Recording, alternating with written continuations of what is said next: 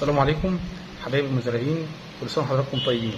في عجاله سريعه كده، فيديو ريلز كده سريع على اليوتيوب من قناه كيان الزراعه، مع حضراتكم دكتور علام احمد.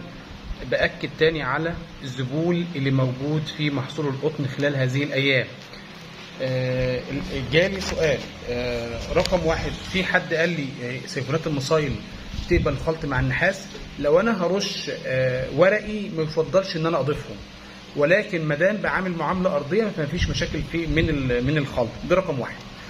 في حد تاني سال قال انا عندي مركب دبل، اشتغل بمعدل قد ايه في الغمر؟ يا فندم اشتغل بمعدل 800 جرام في حاله الغمر في سماده، وينقط على الحوال وتروي بيه التحويله او ري على الحامي، يبقى ري سريع. الارض ما تحتاجش كميه ميه، ما تاخدش كميه ميه كبيره.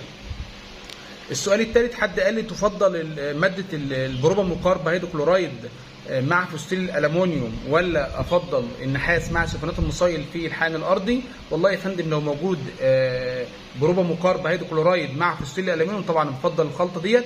في حد ثاني قال لي اذكر اسم مركب ماده البروباموكارب هيدروكلورايد، مركب بريفكس ان 72%، 1 لتر للفدان زائد 500 جرام فوسفيل الالومنيوم.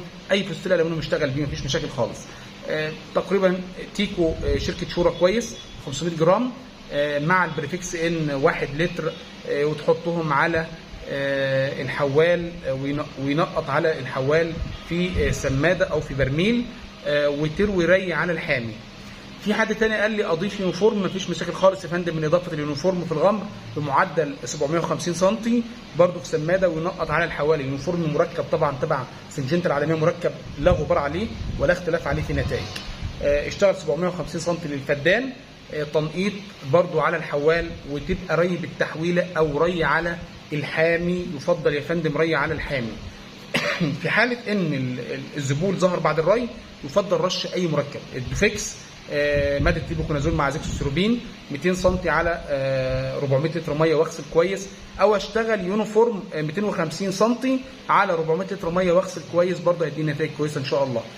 فده بكل اختصار موضوع الذبول اللي موجود في القطن او الشلل.